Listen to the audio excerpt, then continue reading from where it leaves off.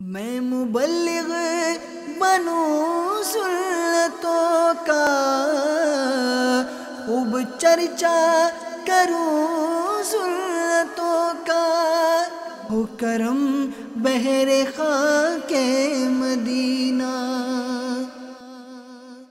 الحمدللہ رب العالمین والصلاة والسلام على سید الانبیاء والمرسلین، اما بعد فاعوذ باللہ من الشیطان الرجیم، بسم اللہ الرحمن الرحیم۔ الصلاة والسلام علیک یا رسول اللہ وعلى آلک واصحابک یا حبیب اللہ۔ الصلاة والسلام علیک یا نبی اللہ وعلى آلک واصحابک یا نور اللہ۔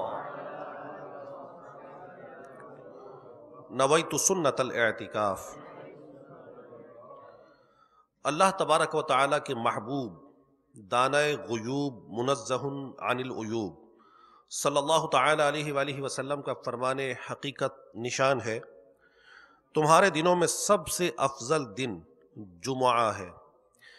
اسی دن حضرت سیدنا آدم صفی اللہ علیہ السلام پیدا ہوئے،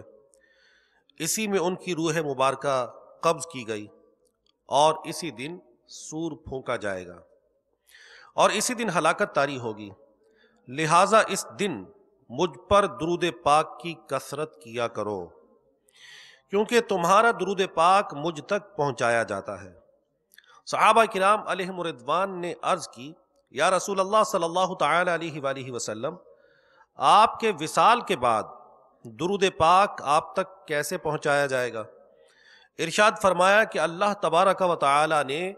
انبیاء کرام علیہم السلام کے اجسام کو کھانا زمین پر حرام فرمایا ہے۔ صلو علی الحبیب صلی اللہ تعالی علی محمد وعلی آلہ وصحبہ وبارک وسلم۔ مشہور صحابی رسول حضرت عبداللہ بن عمر رضی اللہ تعالی عنہما، یہ وہ صحابی تھے کہ جو حضرت عمر بن خطاب رضی اللہ تعالی عنہ کے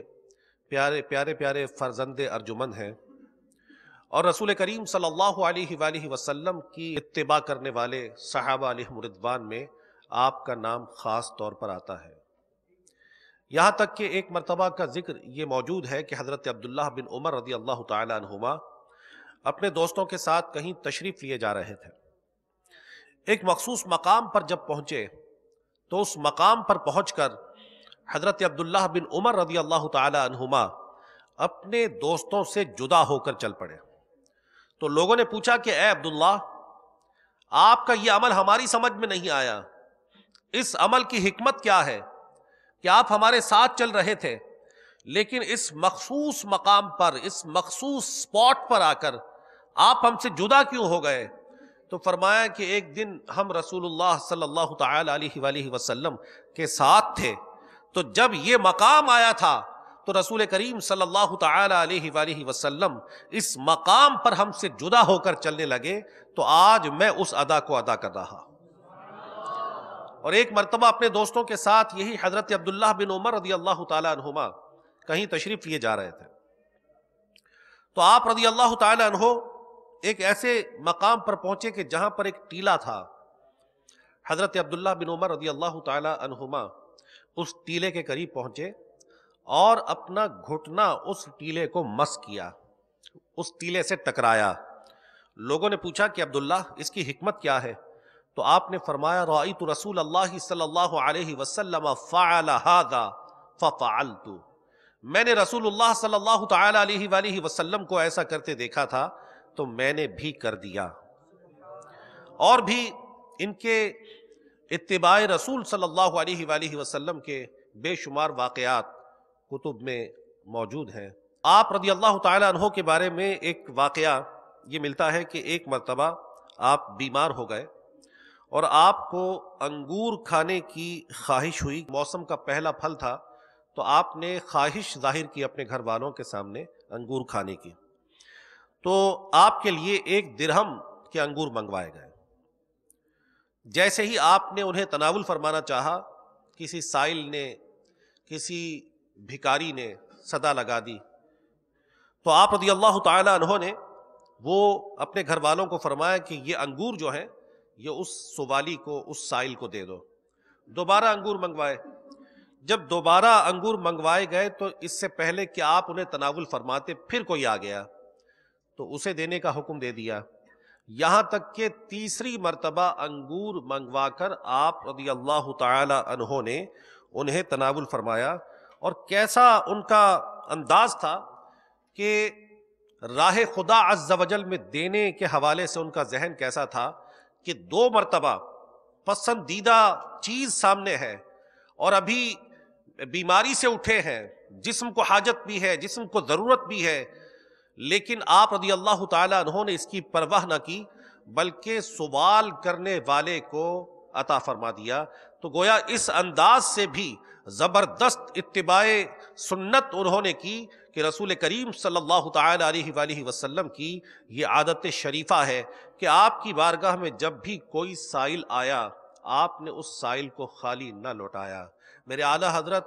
امام اہل سنت مجدد دین و ملت امام احمد رضا خان علیہ الرحمت الرحمان فرماتے ہیں، واہ کیا جود و کرم ہے شہ بطحا تیرا، نہیں سنتا ہی نہیں مانگنے والا تیرا۔ تو حضرات صحابہ علیہم رضوان کی بھی عادت تھی کہ وہ رسول کریم صلی اللہ علیہ وآلہ وسلم کی ہر ادا پر دل و جان سے قربان تھے، اور صرف زبان سے دعوی محبت کرنے والوں میں سے نہیں تھے بلکہ عملی طور پر رسول کریم رؤوف الرحیم صلی اللہ تعالی علیہ وآلہ وسلم کے فرمان پر، آپ کے افعال پر، آپ کی پیاری اداؤں پر، آپ کی پیاری سنتوں پر چلنا وہ لوگ اپنے لیے باعث افتخار سمجھا کرتے تھے۔ حضرت سیدنا ابو طلحہ انصاری رضی اللہ تعالیٰ عنہ مدینہ المنورہ زادہ اللہ شرفا و تعظیمہ میں تمام انصار میں سب سے زیادہ باغات کے مالک تھے۔ انہیں اپنے مال میں بیروحہ نامی باغ سب سے زیادہ پسند تھا، پیارا تھا، جو کہ مسجد نبوی علی صاحبہ صلاۃ والسلام کے سامنے تھا۔ رسول کریم رؤوف الرحیم صلی اللہ تعالی علیہ وآلہ وسلم اس باغ میں تشریف لے جاتے اور وہاں سے آپ صلی اللہ علیہ وآلہ وسلم اس باغ کا بہترین پانی بھی نوش جاں فرماتے۔ چنانچہ جب 4 پارے کی ابتدائی آیت کریمہ ترجمہ کنز ایمان تم ہرگز بھلائی کو نہ پہنچو گے جب تک راہ خدا عز و جل میں اپنی پیاری چیز نہ خرچ کرو نازل ہوئی، تو انہوں نے بارگاہ رسالت صلی اللہ علیہ وآلہ وسلم میں کھڑے ہو کر عرض کی کہ یا رسول اللہ صلی اللہ تعالی علیہ وآلہ وسلم، مجھے اپنے اموال میں سب سے زیادہ پسند یہی باغ ہے، تو میں اس باغ کو اللہ تبارک و تعالی کی راہ میں صدقہ کرتا ہوں، اور میں اللہ تبارک و تعالی کے پاس اس کا ثواب اور اس کا ذخیرہ چاہتا ہوں۔ یا رسول اللہ صلی اللہ تعالی علیہ وآلہ وسلم، آپ اسے وہاں خرچ فرمائیں جہاں اللہ تبارک و تعالی آپ کی رائے قائم فرمائے۔ رسول کریم رؤوف الرحیم صلی اللہ علیہ وآلہ وسلم نے ارشاد فرمایا، بخ ذالک مال الرابح، یعنی خوب، یہ بڑا نفع کا مال ہے۔ جو تم نے کہا وہ ہم نے سن لیا، اور فرمایا کہ میری رائے یہ ہے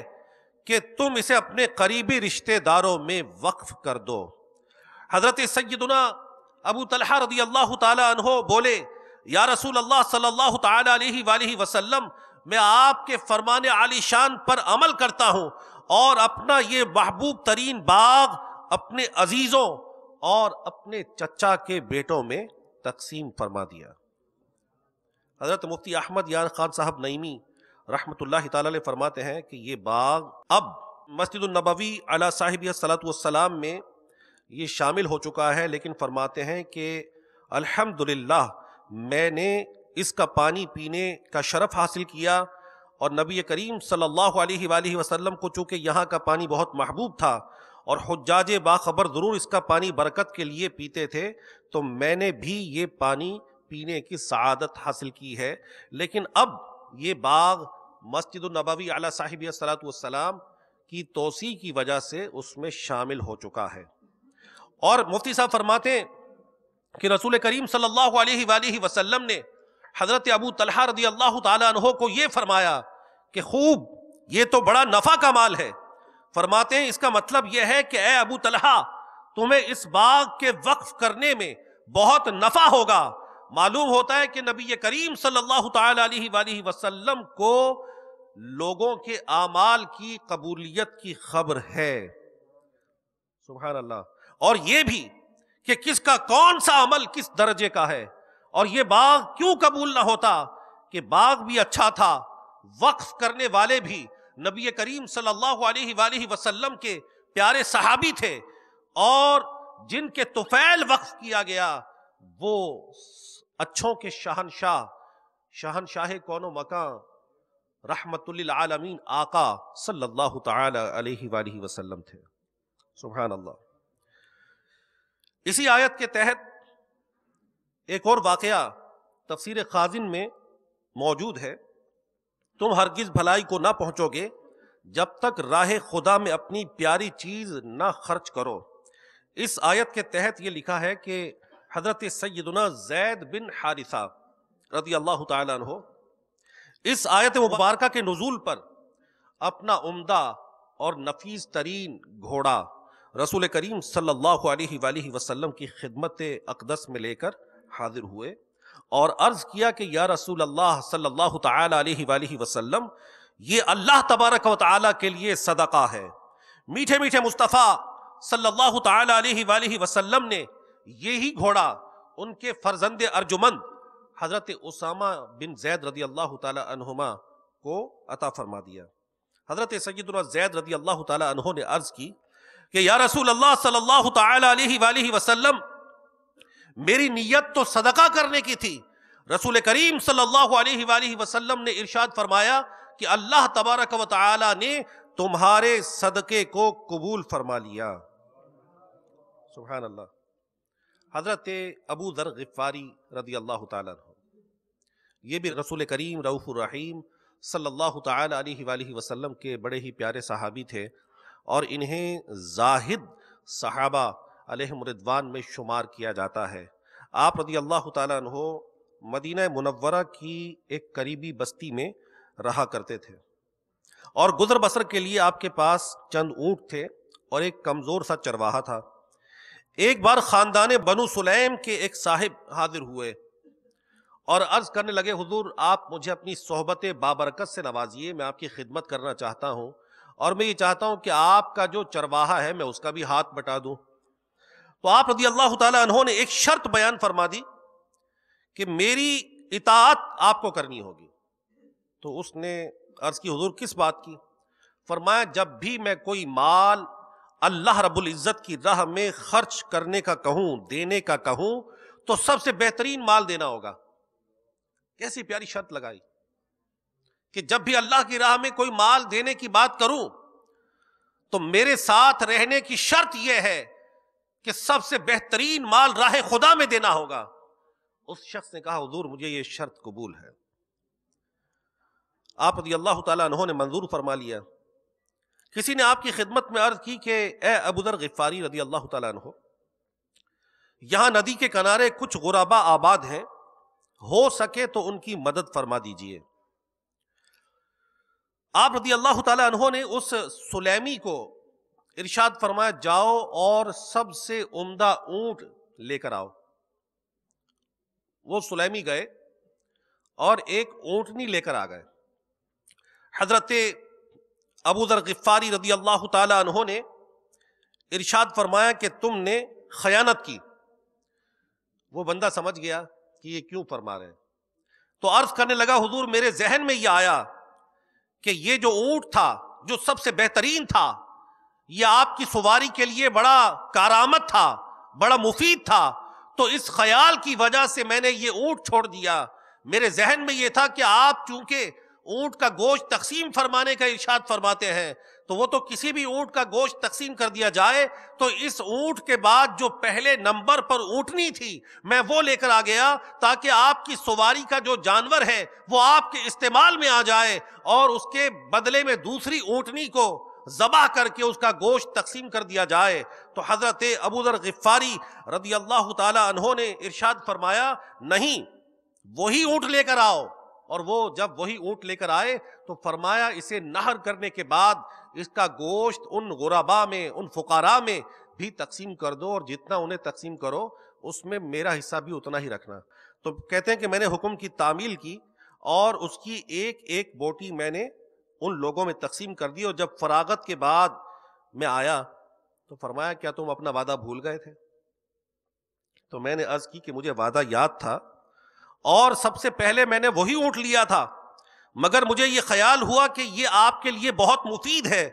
اور اس وجہ سے میں نے وہ اونٹ نہیں لیا، اور میں نے یہ سوچا کہ اس اونٹ کی آپ کو ضرورت ہے، تو میں نے آپ کی ضرورت کا خیال کیا، اور آپ کی ضرورت کے پیش نظر وہ عمدہ اور بہترین اونٹ میں نہ لے سکا، تو آپ کی ضرورت کے خیال نے مجھے وہ اونٹ لینے سے روک دیا۔ تو حضرت ابو ذر غفاری رضی اللہ تعالیٰ عنہ نے اس موقع پر فرمایا کہ کیا میں تمہیں اپنی ضرورت کا دن نہ بتا دوں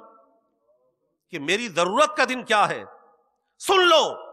میری ضرورت کا دن وہ دن ہے جس دن میں قبر کے گڑھے میں تنہا ڈال دیا جاؤں گا۔ کون فرما رہے؟ رسول پاک صلی اللہ علیہ وآلہ وسلم کے جلیل القدر صحابی فرما رہے ہیں کہ میری ضرورت کا دن وہ ہے جس دن میں قبر کے گڑھے میں ڈال دیا جاؤں گا، باقی رہا مال تو اس کے 3 حصے دار ہیں۔ ایک، تقدیر جو مال لے جانے میں کسی کا لحاظ نہیں کرتی۔ نمبر 2، وارث جو تیرے مرنے کا منتظر رہتا ہے کہ کب تو مرے اور وہ تیرے مال پر قبضہ کر لے۔ اور فرمایا تیسرا حصہ دار جو ہے وہ تو خود ہے۔ تو فرمایا جتنا بن پڑے عمدہ سے عمدہ ترین مال اللہ تبارک و تعالی کی راہ میں دے کر اپنی آخرت کے لیے جمع کر لے۔ اور اس کے بعد آپ نے چوتھے پارے کی یہی آیت تلاوت فرمائی، ترجمہ کنز ایمان، تم ہرگز بھلائی کو نہ پہنچو گے جب تک راہ خدا عز و جل میں اپنی پیاری چیز خرچ نہ کرو۔ سبحان اللہ۔ حضرت ابو ذر غفاری رضی اللہ تعالیٰ عنہ کا کیسا جذبہ راہ خدا عز و جل میں تھا کہ اپنی محبوب ترین، اپنی پیاری چیز راہ خدا عز و جل میں ان کا صدقہ کرنے کا ذہن تھا۔ اور آج اول تو ہمارے ذہن میں اللہ تبارک و تعالیٰ کی راہ میں خرچ کرنے کا خیال ہی نہیں آتا، اور اگر کبھی خیال آ جائے تو ہم کہتے ہیں کہ ایسی چیز خرچ کرو، ایسی چیز خیرات کرو کہ جو ہمارے کسی کام کے قابل نہ ہو، ایسا لباس دو کہ جو ہم کئی مرتبہ پہن چکے ہوں، ایسا جوتا کسی غریب کو دو کہ جو کئی مرتبہ استعمال کے بعد اب اسٹیچنگ کے قابل رہ جائے، ایسا کمبل دو کہ جو کئی مرتبہ اوڑھ کر ہم نے پرانا کر دیا ہو۔ تو ہمارے ذہن میں یہ خیال نہیں ہوتا کہ اللہ تبارک و تعالیٰ کی راہ میں اپنی پسندیدہ چیز دینے کی زیادہ فضیلت ہے۔ نبی محتشم شاہ بنی آدم نور مجسم صلی اللہ تعالی علیہ وآلہ وسلم فرماتے ہیں، یقول ابن آدم مالی مالی، بنی آدم کہتا ہے میرا مال میرا مال، فإن مالہ من مالہ ثلاث، اس کا مال تو اس کے مال میں سے صرف 3 چیزیں ہیں جو اس کا مال ہے۔ ما اکل فافنا، جو اس نے کھا کر فنا کر دیا، ما لبس فابلا، جو اس نے پہن کر بوسیدہ کر دیا، اور پھر فرمایا ما اعطا فاقتنا، جو اس نے آگے کے لیے بھیج دیا، راہ خدا میں دے دیا، یہ اس کا مال ہے۔ وما سوا ذلك فهو ذاهب وتاركه للناس، اس کے علاوہ جو کچھ بھی ہے وہ تو لوگوں کے لیے چھوڑ کر چلا جائے گا۔ اور پھر ارشاد فرمایا، اے میرے صحابہ، تم میں سے کون ہے جس کو اپنے وارث کا مال اپنے مال سے زیادہ اچھا لگے؟ تو صحابہ کرام علیہم رضوان نے عرض کی، یا رسول اللہ صلی اللہ تعالی علیہ وآلہ وسلم، ایسا کون ہو سکتا ہے کہ جس کو اپنے مال سے زیادہ اپنے وارث کا مال اچھا لگتا ہو؟ اس پر نبی کریم صلی اللہ علیہ وآلہ وسلم نے ارشاد فرمایا، اپنا مال وہی ہے جو اللہ رب العزت کی راہ میں خرچ کر کے آگے بھیج دیا جائے، اور جو باقی چھوڑ دیا وہ تو وارث کا مال ہے۔ اللہ والوں کا بڑا انداز ہوتا تھا اور ہوتا ہے کہ وہ دنیا کے مال و دولت کو، دنیا کی چیزوں کو اہمیت نہیں دیتے تھے، ان کے پیش نظر آخرت ہوتی تھی اور ہوتی ہے۔ ان کے ذہن میں یہی ہوتا ہے کہ آخرت کے معاملات کو بہتر بنا لیا جائے۔ حضرات صحابہ علیہم رضوان کے بے شمار واقعات اس حوالے سے موجود ہیں۔ غزوہ تبوک کا موقع ہے۔ غزوہ تبوک کے موقع پر جب نبی کریم رؤوف الرحیم صلی اللہ تعالی علیہ وآلہ وسلم نے اپنا مال راہ خدا عز و جل میں دینے کی بات کی تو صحابہ کرام علیہم رضوان، جن میں بے شمار قسم پرسی کے عالم میں تھے، غربت اور افلاس کا شکار تھے، لیکن جب یہ فرمان سنا تو ہر دل میں بے قراری پیدا ہو گئی کہ مجھے اللہ رب العزت کی راہ میں کچھ نہ کچھ دینا چاہیے۔ حضرت عمر بن خطاب رضی اللہ تعالیٰ عنہ فرماتے ہیں کہ میرے دل میں یہ تھا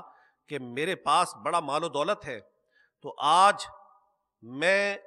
ابو بکر رضی اللہ تعالیٰ عنہ سے خرچ کرنے میں آگے نکل جاؤں گا، کیونکہ حضرت ابو بکر صدیق رضی اللہ تعالیٰ عنہ ہر لحاظ سے حضرت عمر رضی اللہ تعالیٰ عنہ اور تمام صحابہ علیہم رضوان سے بازی لے جاتے تھے۔ کوئی بھی عمل کی بات ہو، راہ خدا میں دینے کی بات ہو، کسی بھی حوالے سے اطاعت و اتباع کی بات ہو، حضرت ابو بکر صدیق رضی اللہ تعالیٰ عنہ کا مقام و مرتبہ سب سے بلند اور سب سے اعلیٰ ہے۔ سورج جن لوگوں پر طلوع ہوتا ہے اور جن لوگوں پر غروب ہوتا ہے، ان میں سے کوئی بھی انبیاء علیہم الصلاۃ والسلام کے بعد حضرت ابو بکر صدیق رضی اللہ تعالیٰ عنہ سے افضل نہیں گزرا۔